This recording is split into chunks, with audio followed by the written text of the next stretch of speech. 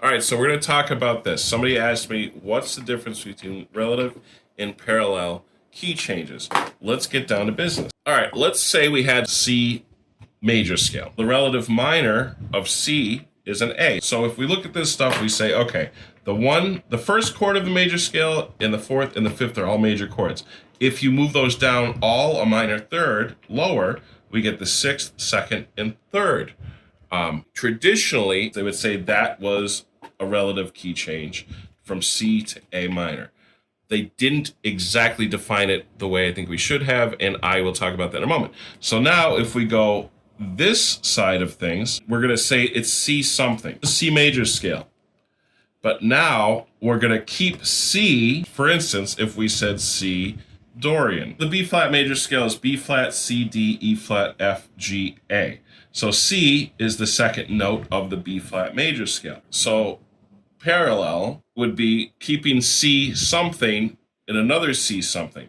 So this would be C Dorian of the B flat major scale. On this side, we're taking the C something, but we're changing it to an A something. And by doing that, we call that relative key change. So that's the old school way of showing it. Now I'm going to show you what it actually is. I've designed this little stupid thing, kind of ugly, to represent the scale. We're going to be covering over all the notes that aren't in the scale, except for the outsides here. So just imagine it goes further. Moving the scale and keeping the tonal center is parallel. Moving the tonal center while you keep the scale is relative. If we were playing a C major scale, right, and C is our tonal center, it's going to sound like this. If we play the C major scale, but D's the tonal center, it's going to sound like this.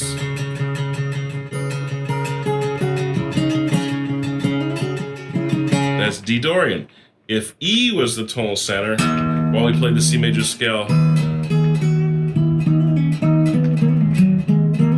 that's E Phrygian. If F is the tonal center, it's going to sound like F Lydian.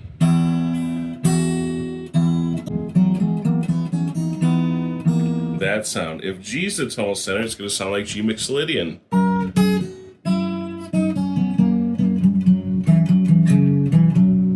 If A is the tonal center, it's going to sound like A Aeolian.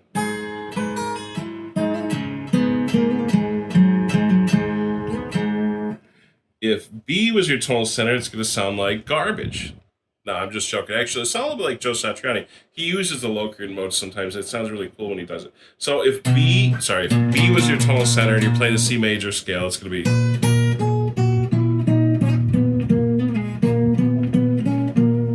I kind of like that. I'm not going to lie. That's kind of cool. All right, so that's the sound. That's it. That's every mode of a major scale, so you could hear and identify it. We kept the same major scale. When I hit A as a tonal center, we still played the C major scale. I can start and end on C. It's not a new scale. It's not an A minor scale. That's silly. Obviously, we see we didn't move the scale. Now that's relative key change. So if I went from here, if I went C major, and then I went to A, Aeolian,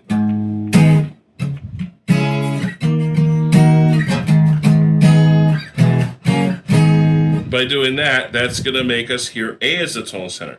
So the chords we use are the same chords. They're the C major scale, but we're framing it around a different tonal center. So a lot of times people in the past, I guess, well, all the time, they didn't notice this simple fact. And they thought that they should name this one particular mode an extra scale. But that's not going to help answer the question. I'm just trying to show where people might get confused compared to traditional theory. So the reason I'm stating this specifically is in traditional theory, they'll say this went from a C major scale to an A minor scale. Now you're dealing with two different configurations of this scale, but it shouldn't be because it's literally this exact one configuration. They just, for some reason, didn't notice, or they thought that this was such an important tonal center that rename it an extra scale was not a good idea for common sense logical purpose. So, since we're more scientific about this stuff, and we're years later since they invented toilet paper, way in the future here, we're going to actually do this the way that I consider a more accurate way.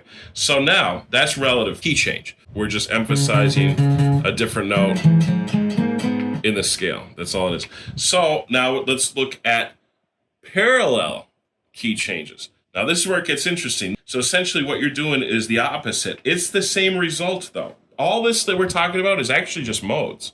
All this is how your brain experiences modes.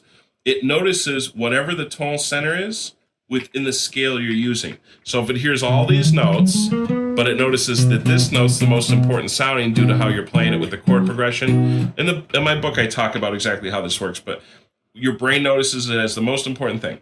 It compares it to everything else it's hearing as far as the chord progression, bassline, melody, the scale.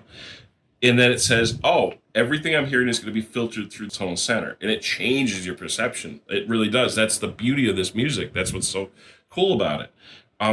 But that's just the combination. So here's the thing. You could change it a different way. We could keep the same tonal center. So let's say we were in E Phrygian. All right. So we were doing the C major scale, but E was the tonal center.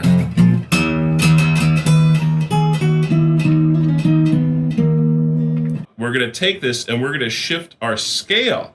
So let's move our scale down just one note. So now it's the B major scale. We didn't move our tonal center, but because the scale changed, it's going to change your perception of reality. That's how modes work. That's why I've given the exact definition of what modes actually are by using this logic that will never fail. This is always true no matter what type of music, no matter what you're doing on an instrument. So let's try this. If I play the B major scale, but E is my tonal center, we're going to hear the Lydian mode, because now it's the fourth.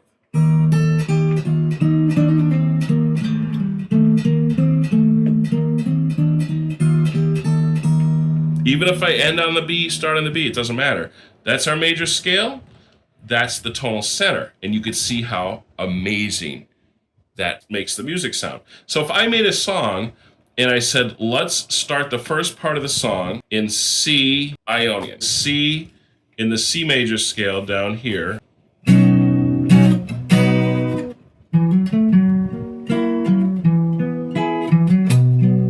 And then when we shifted it up, and C was still the tonal center, but we made it the E flat major scale, it became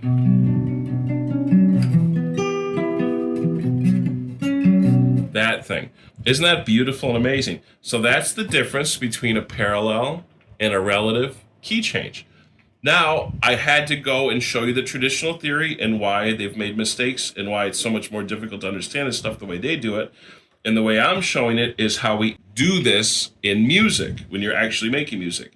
So if you want to stick to the traditional theory because it's what you already know, or you feel that that's a better way just because they did it a long time ago, that's okay. That's your decision. I hope you make great music either way. If you like the way I do things, moving the scale and keeping the tonal center is parallel. Moving the tonal center while you keep the scale is relative. That's literally it. That's the difference. And that's actually a lesson on modes. But the question you asked forced us to show it this way because that's the exact answer. So I really hope that you understand and appreciate this. If you have any other questions, let me know and I'll help you out. Again, I have a whole book on this stuff where you can take your time, do worksheet assignments, learn this in depth. A lot of people seem to like it. Check it out if you get a chance.